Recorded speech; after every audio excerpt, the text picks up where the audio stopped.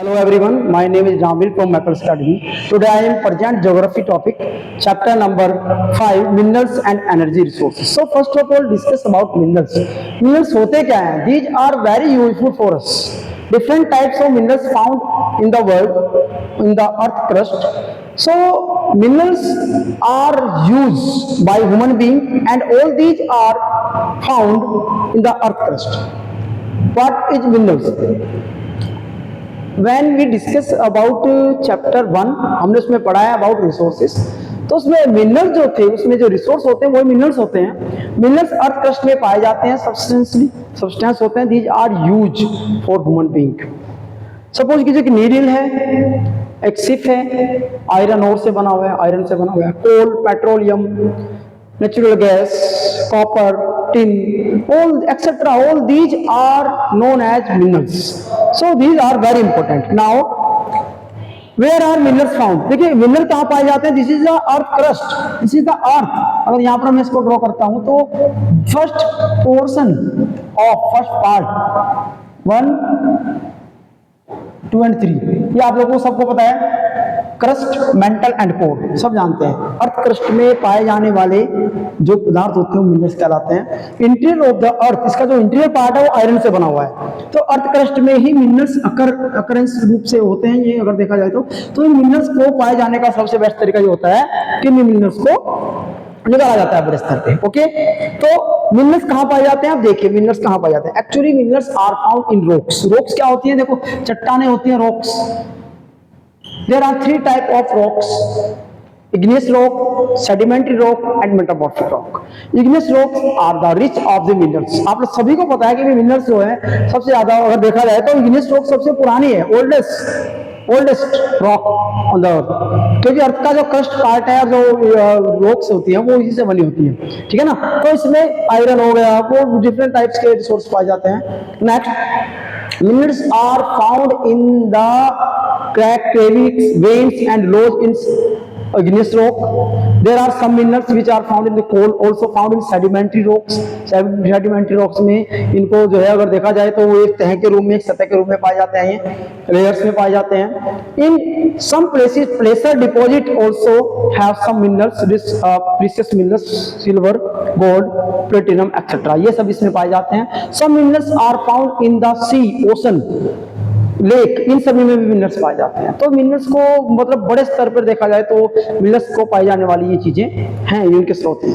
Now different types of mineral, देखो different type of minerals का classification की बात करें तो 2 टाइप मिनरल होते हैं।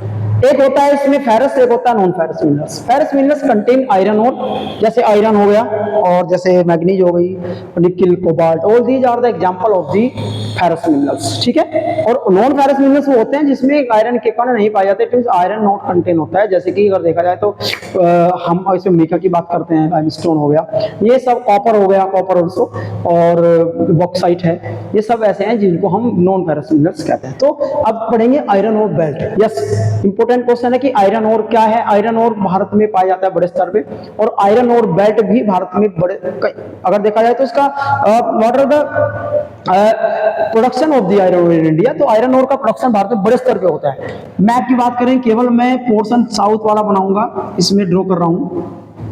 देखा जाए तो ये दिस पोर्शन है, तो यहाँ पर जो है ये जो this is known as the Chota Nagpur प्लेटू, और छोटा नागपुर प्लेटू में ही भारत का सबसे ज्यादा मिनरल्स पाया जाता है, चाहे वो कोल हो, ऑल और आयरन और manganese etcetera.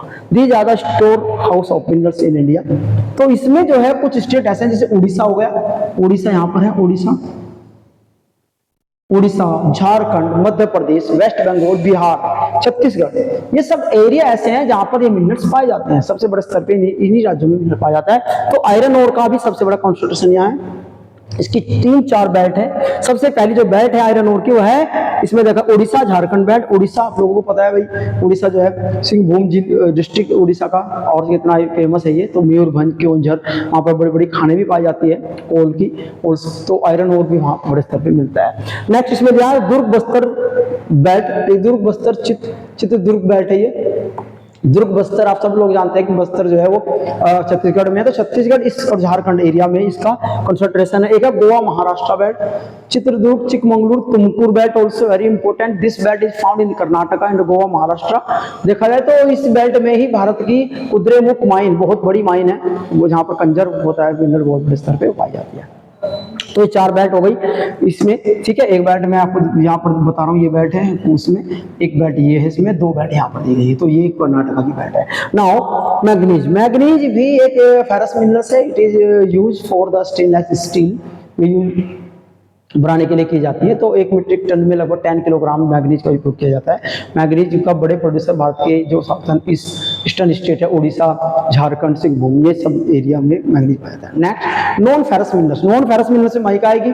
India is the largest producer of mica, ठीक है, और कॉपर और बॉक्साइट।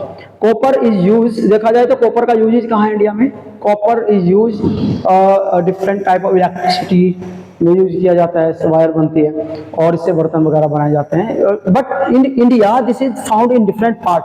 आ जाता है एग्जाम में कि which area rich in the copper, copper के सिंहभूम में हो गया, और कॉपर का खेतरी राजस्थान है, इट इज इम्पोर्टेंट, ठीक है। तो ये मध्य प्रदेश में भी कुछ एरिया है जहां पर ये कॉपर पाया जाता है। Next bauxite, bauxite is the ore of aluminium, aluminium का ओर होता है बॉक्साइट, और बॉक्साइट से एल्यूमिनियम बनता है, तो इट इज इम्पोर्टेंट हमारा conduct plateau of India is found. Next conservation of energy resources, देखो एनर्जी रिसोर्स को बचाना जरूरी है actually, sorry resource minerals, energy resource नहीं, कंजर्वेशन ऑफ मिनरल्स, इनको बचाना चाहिए हमें। रिसाइकलिंग एक मेथड है इसका।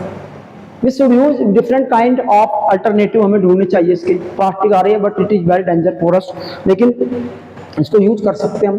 दूसरी चीज़ों को नेचर को बचाया जाना चाहिए, इससे पहले तो कम से कम यूज किया जाए मिनरल्स को। तो all these are the important methods. Next energy resources, energy resource क्या होते हैं, resources which gives us provide us energy different way, तो उनको एनर्जी रिसोर्स कहा जाता है। एनर्जी रिसोर्स 2 तरह के होते हैं, एक होता है कन्वेंशनल, दूसरा होता है नॉन कन्वेंशनल।